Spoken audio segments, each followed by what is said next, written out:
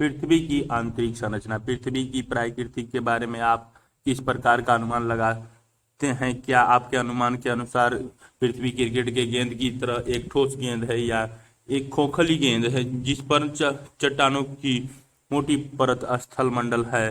क्या आपने कभी टेलीविजन पर ज्वालामुखी उद्गार दिखाते हुए चित्रों को देखा है? क्या आपको ज्वालामुखी से निकलते हुए गर्म लावा, मिट्टी, धुआं, आग तथा मैग्मा याद है? पृथ्वी के आंतरिक भाग को अप्रत्यक्ष प्रमाणों के आधार पर समझा जा सकता है, क्योंकि पृथ्वी के आंतरिक भाग में न तो कोई पहुंच सकता है और न ही पहुंच सका है, न पहुंच सकता है। पृथ्वी के धरातल का विन्यास मुख्यतः भूभाग गर्भ में होने वाली प्रक्रियाओं का परिणाम है। बहिर्जात और अंतर्जात प्रक्रियाएं लगभग भूदृश्य को आकार देती रहती हैं। अंतर्जात प्रक्रियाओं के प्रभाव को अनदेखा कर किसी भी क्षेत्र की भू आकृति की प्रकृति को समझना आधार अधूरा होगा। अर्थात किसी भी प्रदेश की भू आकृति को समझने के लिए भूगर्भिक प्रक्रियाओं के प्रभाव को जानना आवश्यक है। मानव जीवन मुख्यतः अपनी क्षेत्रीय भू आकृति से प्रभावित होता है, इसलिए भूदृश्य के विकास को प्रभावित करने वाले सभी कारकों के विषय में जानना आवश्यक है। यह समझने के लिए कि पृथ्वी में कंपन क्यों होता है या सुनामी लहरें कैसे पैदा होती हैं, यह जरूरी है कि हमें पृथ्वी की आंतरिक संरचना का विस्तृत ज्ञान हो। पिछले अध्याय में आपने पढ़ा कि पृथ्वी का निर्माण करने वाली भू प्रॉपर्टी क्रस्ट से कोर तक सभी पदार्थ परतों के रूप में विभाजित हैं। यह जानना भी अत्यंत रोचक है कि वैज्ञानिकों ने कैसे इन परतों के संबंध में जानकारी प्राप्त की और प्रत्येक परत की विशेषताओं के बारे में अनुमान लगाया। यह अध्याय इस विषय से संबंधित है। भूगर्भ की जानकारी के साधन। पृथ्वी की त्रिज्या 6370 किमी है। पृथ्वी के आंतरिक परिस्थितियों के कारण यह संभव नहीं है कि कोई पृथ्वी के केंद्र तक पहुंचकर उसका निरीक्षण कर सके या वहां के पदार्थों का कुछ नमूना प्राप्त कर सके। यह आश्चर्य की बात है कि ऐसी परिस्थितियों में भी वैज्ञानिक हमें यह बताने में सक्षम हुए कि भूगर्भ की संरचना कैसी है और इतनी गहराई पर किस प्रकार के पदार्थ पाए जाते हैं। पृथ्वी की आंतरिक संरचना के विषय में हमारी अधिकतर जानकारी परोक्ष रूप से प्राप्त अनुमानों पर आधारित है, तथापि इस जानकारी का कुछ भाग प्रत्यक्ष परीक्षणों और पदार्थ के विश्लेषण पर आधारित है। प्रत्यक्ष स्रोत पृथ्वी से सबसे आसानी से उपलब्ध ठोस पदार्थ धरातलीय चट्टानें हैं अथवा ये चट्टानें हैं जो हम खनन क्षेत्रों से प्राप्त करते हैं। दक्षिण अफ्रीका की सोने की खान 3 से 4 किमी तक गहरी है। इससे अधिक गहराई में जो पाना असंभव है, क्योंकि उतनी गहराई पर तापमान बहुत अधिक होता है। खनन के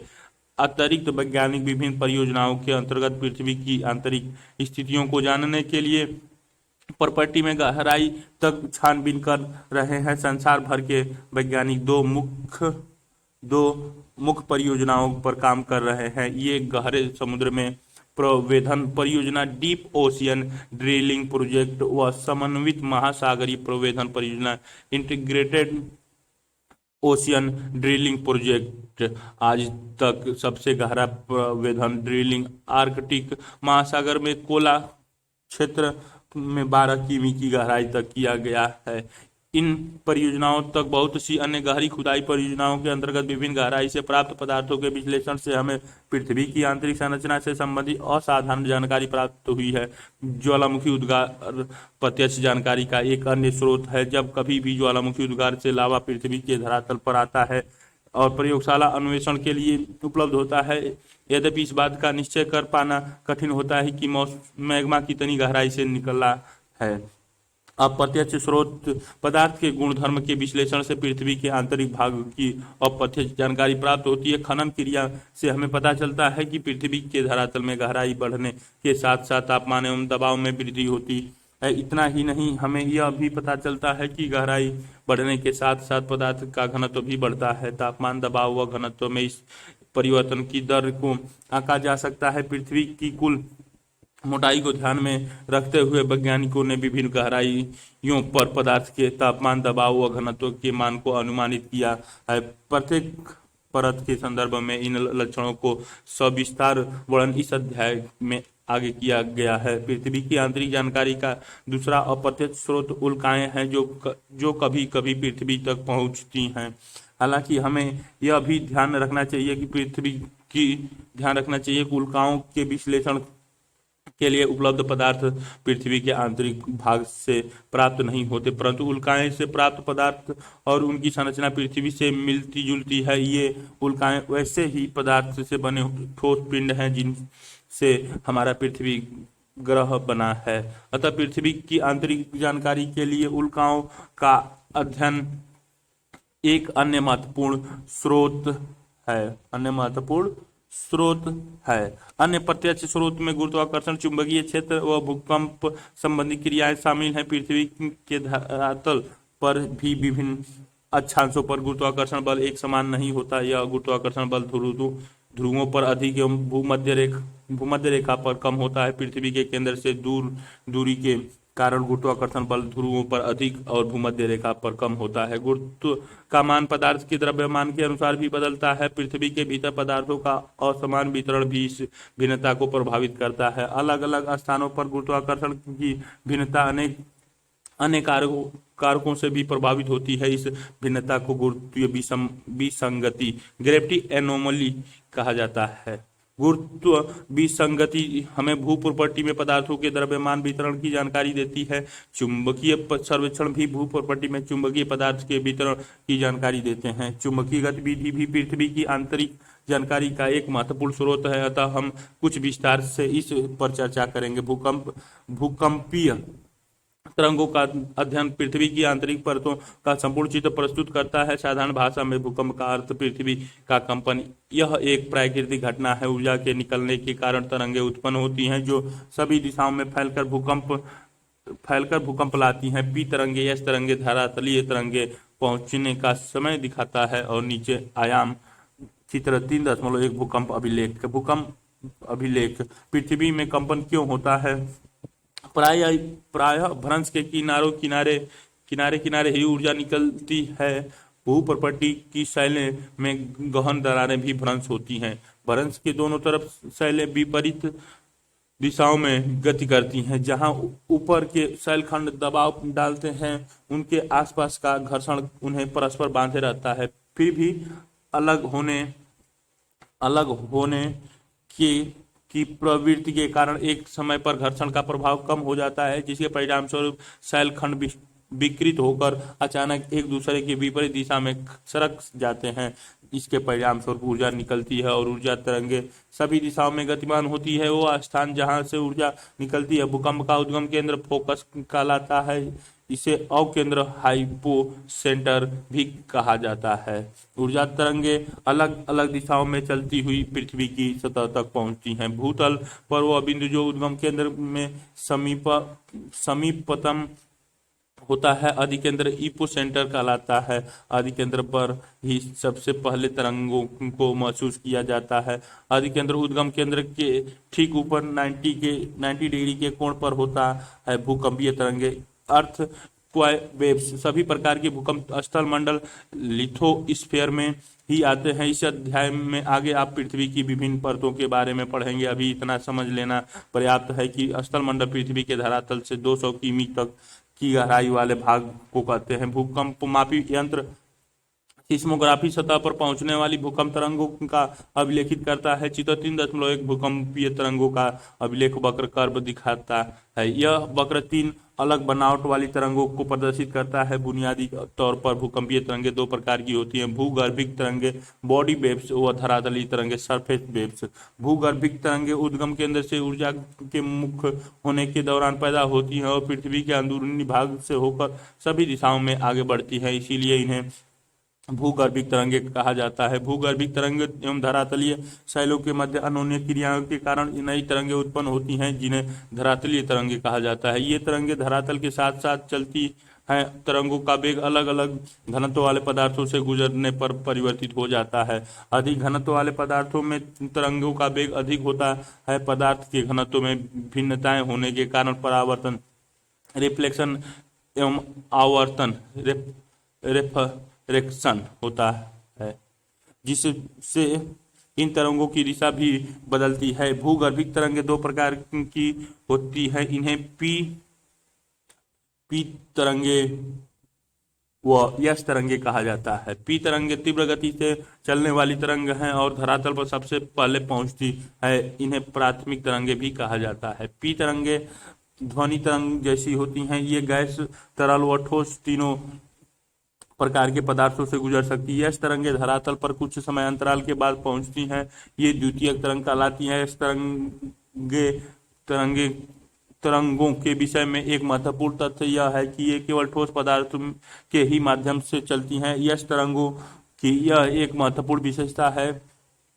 इस विशेषता ने वैज्ञानिकों को भूगर्भिक संरचना समझने में मदद की है। परावर्तन रिफ्लेक्शन से तरंगे ध्वनित होकर वापस लौट आती हैं, जबकि आवर्तन यानी अपवर्तन रिफ्रैक्शन से तरंगे कई दिशाओं में चलती हैं। भूकंप लेखी पर बने आरेख से तरंगों की दिशा भिन्नता का अनुमान लगाया जाता है। धरातलीय तरंगे भूकंप लेखी पर अंत में अभिलेखित होती हैं। ये तरंगे विनाशकारी होती हैं, इनमें शैल विस्थापित होते हैं और इमारतें गिर जाती हैं। भूकंपीय तरंगों की संचरण भिन्न भिन्न प्रकार की भूकंपीय तरंगों की संचरित होने की प्रणाली भिन्न भिन्न होती है। जैसे ही ये संचरित होती हैं तो शैलों में कंपन पैदा होती हैं। पी तरंगों से कंपन की दिशा तरंगों की दिशा के समानांतर ही होती है। यह संचरण गति की दिशा में ही पदार्थ पर दबाव डालती है। इसके दबाव के फलस्वरूप पदार्थ के घनत्व में भिन्नता आती है और शैलों में संकुचन व फैलाव की प्रक्रिया पैदा होती है। अन्य तीन तरह की तरंगे संचरण गति के समकोण दिशाओं में कंपन पैदा करती हैं। यह तरंगे ऊर्ध्वाधर तल में तरंग की दिशा के समकोण पर कंपन पैदा करती है, अतः ये जिस पदार्थ से गुजरती हैं उसमें उभार व गर्त बनाती हैं। धरातलीय तरंगे सबसे अधिक विनाशकारी समझी जाती हैं। छाया क्षेत्र का उद्भव भूकंप लेखी सिस्मोग्राफी पर दूरस्थ स्थानों से आने वाली भूकंपीय तरंगे अभिलेखित होती हैं। यद्यपि कुछ ऐसे क्षेत्र भी हैं जहां कोई भी भूकंपीय तरंग पी तरंगे छाया क्षेत्र 105 डिग्री यस तरंगों का विकिरण पथ क्रोड पी तरंगों का छाया क्षेत्र प्रत्यक्ष पी तरंगों का अभाव 105 डिग्री 145 डिग्री पी यहाँ पी तरंगे से प्राप्त की जाती हैं। 145 डिग्री प्रत्यक्ष पी तरंगों का अभाव पी तरंगे छाया क्षेत्र 105 डिग्री से दिखाई गई है। यस तरंगे के लिए तरंग छाया क्षेत्र ऊपर पी तरंगों का विकिरण पथ पी तरंगे के किरण पथ और 105 डिग्री बीच में क्रोड होता है। यस तरंगे छाया क्षेत्र यस प्रत्यक्ष यस तरंगे प्राप्त करने का अभाव चित्र 3.2 और ब भूकंपीय छाया क्षेत्र है। अर्थ इक्वा शैडो जोन अभिलेखित नहीं होती। ऐसे क्षेत्र को भूकंपीय क्षेत्र छाया क्षेत्र शैडो जोन कहा जाता है। विभिन्न भूकंपीय घटनाओं के अध्ययन से पता चलता है कि एक भूकंप का छाया क्षेत्र दूसरे भूकंप के छाया क्षेत्र से सर्वथा भिन्न होता है। चित्र 3.2 और ब में यस और पी तरंगों का छाया क्षेत्र प्रदर्शित किया गया है। यह देखा जाता है कि भूकंप लेखी तरंगे अधिकेंद्र से 105 डिग्री के भीतर किसी भी दूरी पर पी व यस ही तरंगे अभिलेखन करते हैं। भूकंप लेखी अधिकेंद्र से 145 डिग्री से परे केवल 145 डिग्री से परे केवल पी तरंगों के पहुंचने को ही दर्ज करते हैं और यस तरंगों को अभिलेखित नहीं करते हैं। तब वैज्ञानिकों का मानना है कि भूकंप अधिकेंद्र से 105 डिग्री और 145 डिग्री के बीच का क्षेत्र जहां कोई भी भूकंपीय तरंग अभिलेखित नहीं होती। दोनों प्रकार की तरंगों के लिए छाया क्षेत्र शैडो जोन है। 105 डिग्री के परे पूरे क्षेत्र में यस तरंगे नहीं पहुंचती हैं। यस तरंगों का छाया क्षेत्र पी तरंगों के छाया क्षेत्र से अधिक विस्तृत है। भूकंप अधिकेंद्र के 105 से 145 तक पी तरंगों का छाया क्षेत्र एक पट्टी बैंड के रूप में पृथ्वी के चारों तरफ प्रतीत होता है। यस तरंगों का छाया क्षेत्र न केवल विस्तार से विस्तार में बड़ा है, वरना यह पृथ्वी के 40% भाग से भी अधिक है। अगर आपको भूकंप अधिकेंद्र का पता हो तो आप किसी भी भूकंप का छाया क्षेत्र रेखांकित कर सकते हैं। किसी भूकंप अधिकेंद्र को जानने का विवरण बॉक्स में पृष्ठ 28 में दिया गया है। भूकंप प्रकार सामान्यतः विवर्तनिक, टेक्टोनिक भूकंप ही अधिक आते हैं। ये भूकंप भ्रंश तल के किनारे चट्टानों के सरक जाने के कारण उत्पन्न होते हैं। एक विशिष्ट वर्ग के विवर्तनीय भूकंप को ही ज्वालामुखी खिंज वोल्केनिक भूकंप समझा जाता है। ये भूकंप अधिकांशतः सक्रिय ज्वालामुखी क्षेत्र तक ही सीमित रहते हैं। खनन क्षेत्रों में कभी कभी अत्यधिक खनन कार्य से भूमिगत खानों की छत ढह जाती है, जिससे हल्के झटके महसूस किए जाते हैं। इन्हें नियत कोलैप्स भूकंप कहा जाता है। कभी कभी परमाणु और रासायनिक विस्फोट से भी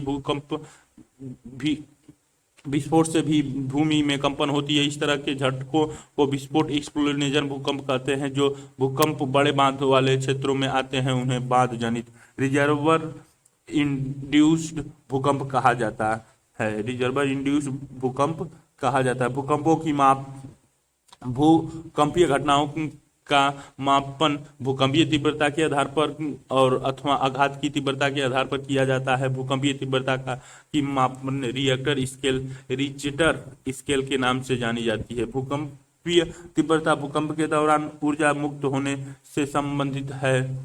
इस भूकंप द्वारा हुए नुकसान का एक दृश्य उरी LOC में स्थित अमन सेतु भारत का दिखाया गया है।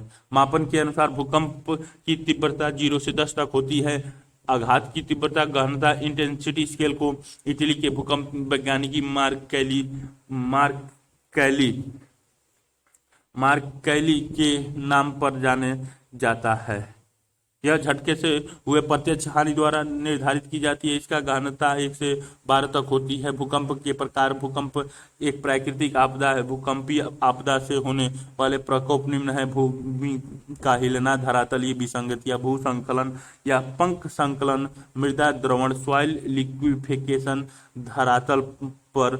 धरातल का एक तरफ झुकना, हिम संकलन, धरातलीय विस्थापन, बांध व तटबंध का टूट से बाढ़, आग लगना, इमारतों का टूटना, ढांचों का ध्वस्त होना, वस्तु का गिरना, सुनामी आना, ये सारे उदाहरण हैं भूकंप के झटके के। ज्वारीय लहरों द्वारा हुई तबाही का एक दृश्य मेरीना तट भारत में दिखाया गया है। ज्वारीय लहरों द्वारा हुआ विनाश का एक दृश्य थाईलैंड में दिखाया गया है। Asian death toll 10,000 approx as the 11 PM। बीच में श्रीलंका, इधर Maldives, Kerala, Puducherry, Andhra Pradesh, Andaman, Malaysia, Indonesia, Myanmar और थाईलैंड, इंडिया और बांग्लादेश। भूकंप का ये क्षेत्र ज्वारीय लहरों द्वारा तट पर स्थित आवासीय क्षेत्रों का विध्वंस, श्रीलंका, ज्वारीय लहरों द्वारा हुए विनाश का एक दृश्य, इंडोनेशिया। उपरोक्त सूचीबद्ध प्रभावों में से पहले 6 प्रभाव स्थल रूप से देखा जा सकता है, जबकि अन्य को उस क्षेत्र में होने वाली जन व धन की हानि से समझा जा सकता है। सुनामी का प्रभाव तभी पड़ेगा जब भूकंप का अधिकेंद्र समुद्री अर्ध स्थल पर हो और भूकंप की तीव्रता बहुत अधिक हो। सुनामी अपने आप में भूकंप नहीं है, ये वास्तव में लहरें हैं जो भूकंपीय तरंगों से उत्पन्न होती हैं। यद्यपि मूल रूप से कंपन की क्रिया कुछ सेकंड ही रहती हैं, फिर भी यदि भूकंप की तीव्र रिएक्टर स्केल पर 5 से अधिक है तो इसके परिणाम अत्यधिक विनाशकारी होते हैं। भूकंप की आवृत्ति। भूकंप एक प्राकृतिक आपदा है। तीव्र भूकंप के झटके से जन व धन की अधिक हानि होती है। फिर भी ऐसा नहीं है कि विश्व के सभी भागों में तीव्र भूकंप ही आते हैं। केवल वही क्षेत्र जो भ्रंश की समीप हैं ऐसे तीव्र झटके महसूस करते हैं। हम ज्वालामुखी और भूकंप के वितरण का वर्णन अगले अध्याय में पढ़ेंगे। प्रायः यह देखा गया कि रिएक्टर स्केल पर 8 से अधिक तीव्रता वाले भूकंप के आने की संभावना बहुत ही कम होती है। 1 से 2 वर्षों में एक ही बार आते हैं, जबकि हल्के भूकंप लगभग हर मिनट पृथ्वी के किसी न किसी भाग पर महसूस किए जाते हैं। पृथ्वी की संरचना भूपर्पटीय भूपर्पटी द क्रस्ट या ठोस पृथ्वी का सबसे बाहरी भाग है। वो बहुत भंगुर ब्राइटेल भाग है जिसमें हल्दी जल्दी टूट जाने की प्रवृत्ति पाई जाती है। भूपर्पटी की मोटाई महाद्वीपों व महासागरों के नीचे अलग अलग है। महासागरों में भूपर्पटी की मोटाई महाद्वीपों की तुलना में कम है। महासागरों के नीचे इसकी औसतन मोटाई 5 किमी है, जबकि महाद्वीपों के नीचे यह 30 किमी है तक है। मुख्य परिवर्तन श्रृंखलाओं के क्षेत्र में यह मोटाई और भी अधिक है। हिमालय पर्वत श्रेणियों के नीचे भूपर्पटी की मोटाई लगभग 70 किमी तक ये चित्र में स्थलमंडल भूपर्पटी तथा ऊपरी सर्वाधिक ठोस मेंटल दिखाया गया है। भूपर्पटी 1 से 100 किमी तक मोटी दुर्बलता मंडल, 2900 किमी द्रव और 5100 किमी ठोस, नीचे क्रोड उसके ऊपर मेंटल। 6378 किमी पृथ्वी की आंतरिक भाग चित्र में दिखाया गया है। मेंटल भूगर्भ में पर्पटी के नीचे का भाग मेंटल कहलाता है। यह मोहो अशांत यानी डिसकंटिन्यूटी से आरंभ होकर 2900 किमी की गहराई तक पाया जाता है। मेंटल का ऊपरी भाग दुर्बलता मंडल एथेनोस्फेयर कहा जाता है। एस्थेनो शब्द का अर्थ दुर्बलता से है।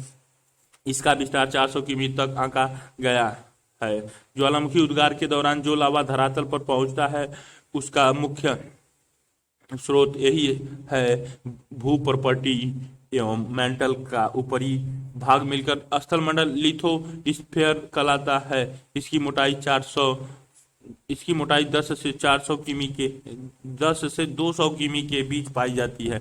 निचले मेंटल का विस्तार दुर्बलता मंडल के समाप्त हो जाने के बाद तक है। यह ठोस अवस्था में है।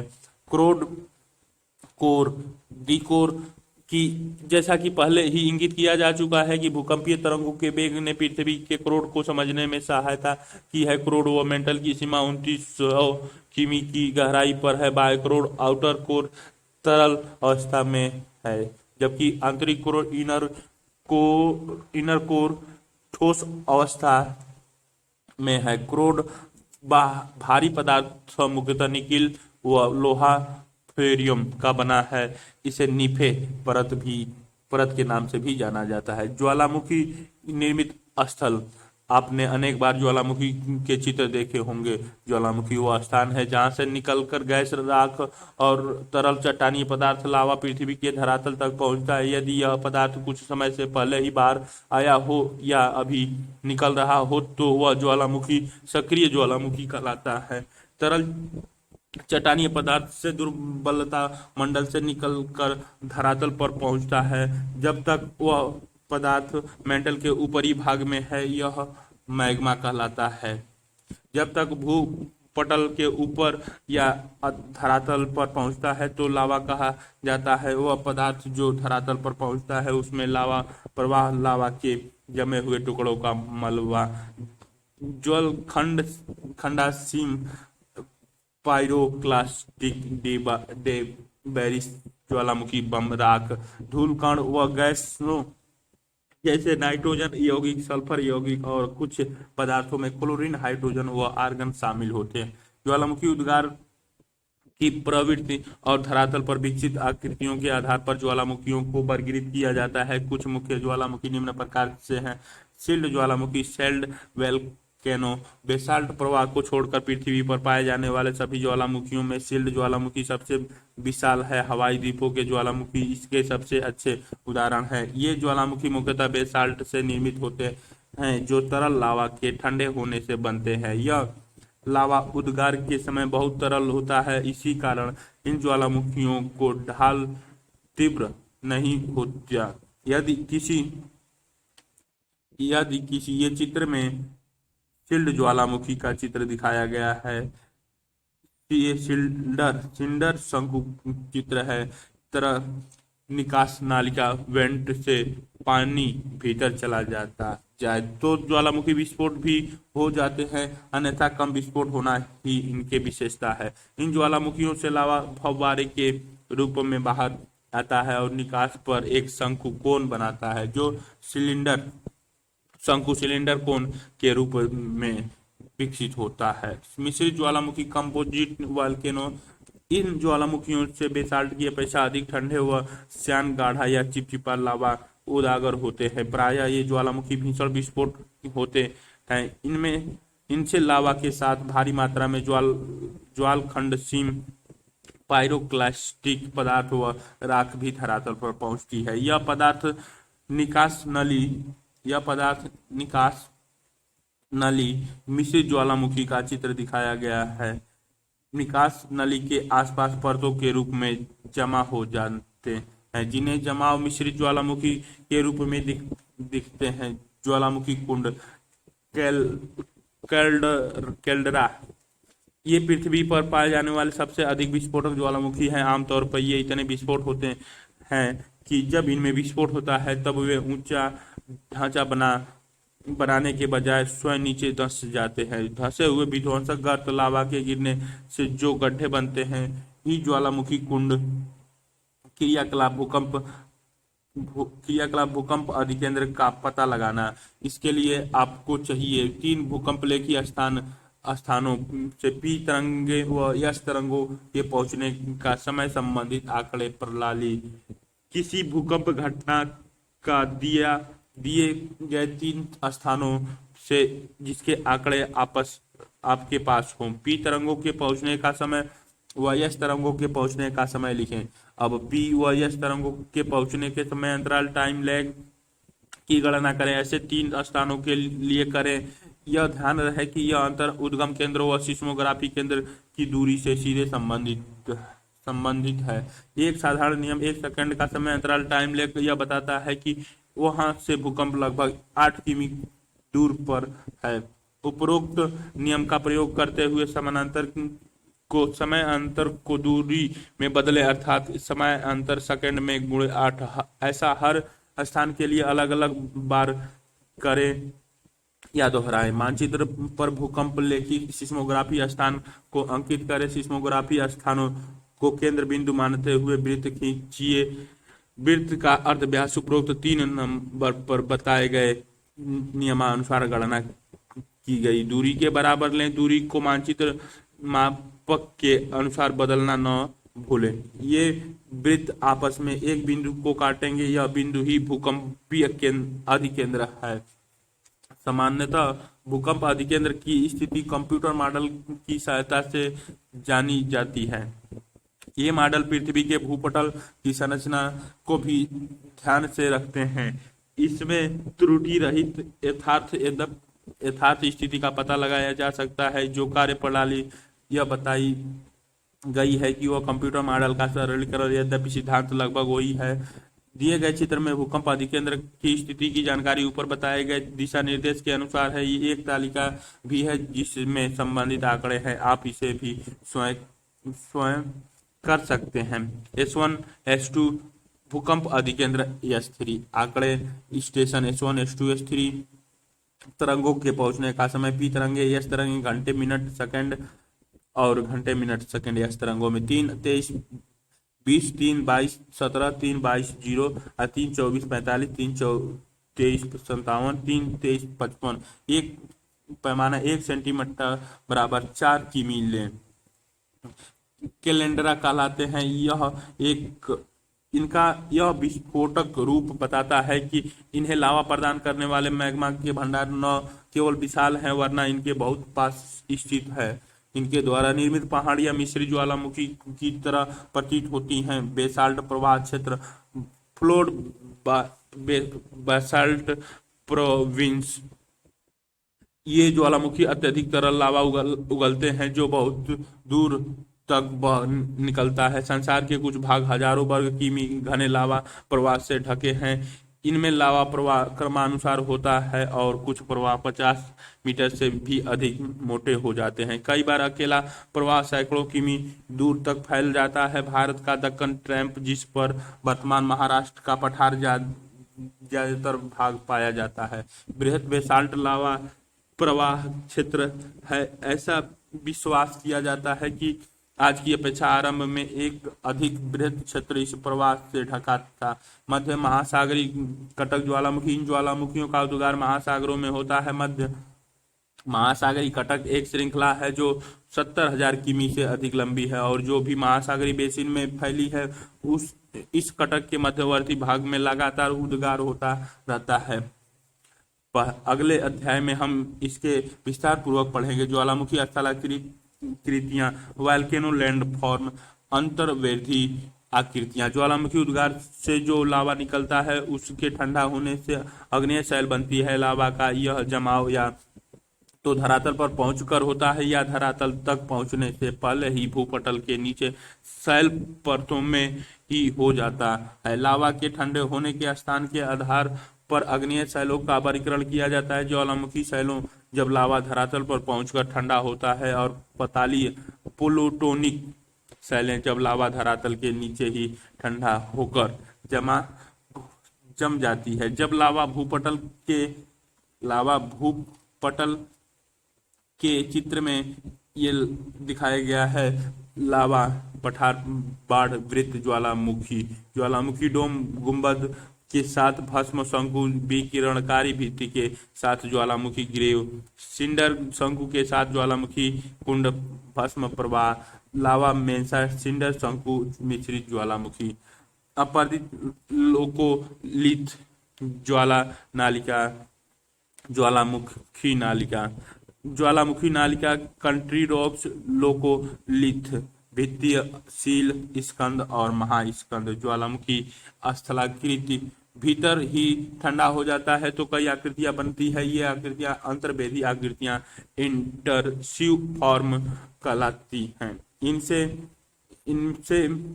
इनमें से कुछ चित्र 3.4 में दिखाए गए हैं। बेथोलिक्स यह मैग्मा का बड़ा पिंड भूपटपट्टी में अधिक गहराई पर ठंडा हो जाए तो यह एक गुंबद के आकार में विकसित हो जाता है। छादन प्रक्रियाओं के द्वारा ऊपरी पदार्थ के हट जाने पर ही यह धरातल पर प्रकट होते हैं। ये विशाल क्षेत्रों में फैले होते हैं और कभी कभी इनकी गहराई भी कई किमी तक होती है। ये ग्रेनाइट के बने पिंड हैं। इन बैथोलिक कहा जाता है जो मैग्मा भंडारों के जमे हुए भाग हैं। लैकोलिथिक ये गुंबद नुमा विशाल अंतर्वेदी चट्टाने हैं जिनका तल समतल व एक पाइप रूपी वाहक नली से नीचे से जुड़ा होता है। इनकी आकृति धरातल पर पाए जाने वाले मिश्रित ज्वालामुखी के गुंबद से मिलती है। अंतर केवल यह होता है कि लैकोलिथिक गहराई में पाया जाता है। कर्नाटक के पठार में ग्रेनाइट चट्टानों की बनी ऐसी ही गुंबद नुमा पहाड़ियां हैं। इनमें से अधिकतर अब अपात्रित एक्सफ्लोरेटेड हो चुकी हैं। वह धरातल पर देखी जा सकती हैं। ये लोकोलिथ व बैथोलिथ के अच्छे उदाहरण हैं। लोपोलिथ, फोकोलिथ व sill. Lopolith, phacolith and sill. ऊपर उठते लावे का कुछ भाग क्षैतिज दिशा में पाए जाने वाले कमजोर धरातल में चला जाता है। यहाँ यह अलग अलग आकृतियों में जम जाता है। यदि यह तस्तरी सेसस के आकार में जम जाए तो यह लिपोलिथ कहलाता है। कई बार अंतर्वेदी आग्नेय चट्टानों की मोड़दार अवस्था में अपनीत एंटीक्लाइन के ऊपर व अभिनीत सिनक्लाइन के तल में लावा का जमाव पाया जाता है। ये परतनुमा लहरदार चट्टानों एक निश्चित वाहक नली से मैग्मा भंडारों से जुड़ी होती हैं जो क्रमशः बैथोलिथ में विकसित होते हैं। ये ही फोकोलिथ कहलाते हैं। अंतर्वेदी आग्नेय चट्टानों का क्षैतिज तल में एक चादर के रूप में ठंडा होना सील या सीट कहलाता है। जमाव की मोटाई के आधार पर इन्हें विभाजित किया जाता है। कम मोटाई वाले जमाव को सीट में व घने मोटाई वाले जमाव सील कहलाते हैं। डाई जब लावा का प्रवाह दरारों में धरातल के लगभग संपूर्ण होता है और अगर इसी अवस्था में ठंडा हो जाए तो एक दीवार की भांति संरचना बनता है। यही संरचना डाई कहलाती है। पश्चिमी महाराष्ट्र क्षेत्र की अंतर्वेदी आग्नेय चट्टानों में यह आकृति बहुत ज्यादा में पाई जाती है। ज्वालामुखी उदागर से बने दक्कन ट्रैप के विकास में डाइक उदागर की वाहक समझी जाती है।